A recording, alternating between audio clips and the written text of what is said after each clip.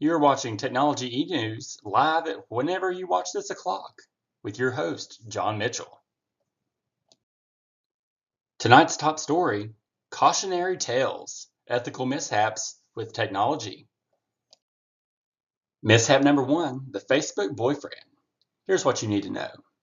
Georgina's children signed her up for Facebook to keep in touch with her and for her to see photos of her grandchildren.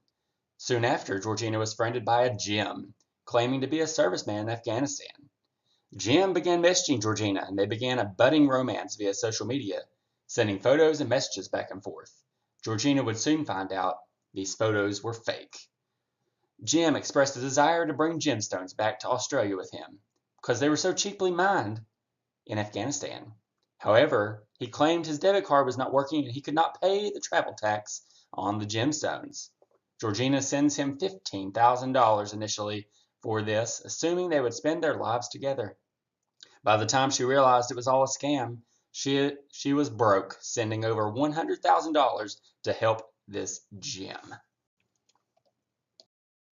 Here's a good resource found on scamwatch.gov.au showing a fake Facebook profile. You can see the photo.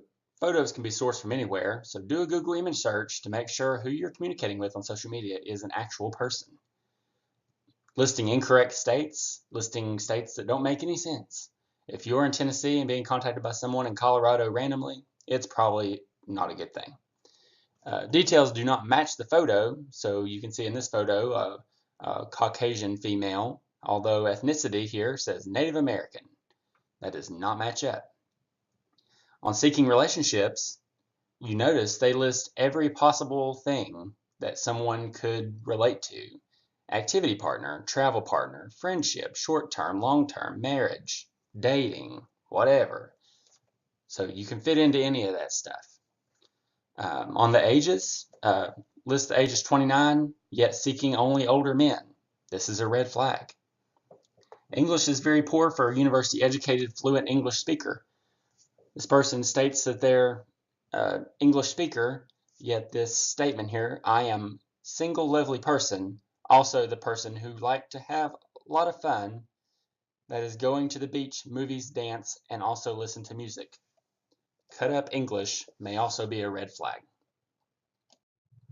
Mishap number two, the wrong email address. Here's what you need to know. Randy, a student at Southampton Institute of Technology, has recently worked a summer stint on a temporary employee contract. When one begins as a new employee at Southampton, temporary or permanent, they receive a faculty staff email address. Student emails end in students.shiot.edu, while the staff is only at shiot.edu to differentiate the two. Randy is unaware he has this new email address, thus he continues to only check his student one. Some in the office begin letting Outlook auto-populate his email to the staff email address. Over time, Randy begins getting a reputation for not being responsive to emails, and this leads to actual disciplinary follow-up with him. For over 2 years, this happens. Then Randy realizes he has this email account and finds loads of emails which have been inconsistently sent to the wrong email address. The source for this story is I Am Randy. Here's a few quick notes on the dangers of auto-populate.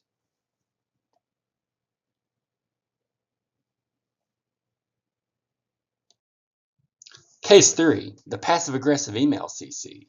Here's what you need to know. Allison's a new supervisor.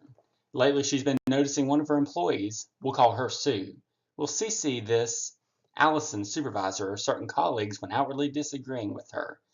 This situation makes Allison feel incapable of properly managing Sue. Allison's not positive Sue knows that what she's doing is inappropriate, but she certainly knows what she's doing. Here's some notes found on Inc.com about how to deal with the passive-aggressive CCer, or PACC. Number 1, wait for it to happen, then go straight to talk to the person. Once it's addressed in person, let it go. You've said your piece. Number 3, consider opening up a dialogue to the person to give feedback to you on things, perhaps setting up a weekly one-on-one so they don't have to disagree by passive-aggressively CCing. Number 4, speak to your manager in your one-on-one with them. Well, folks, that's all I have for you today. More tonight at 11. Just kidding. That's all I got. Signing off, this has been Jon Mitchell. Thanks for watching.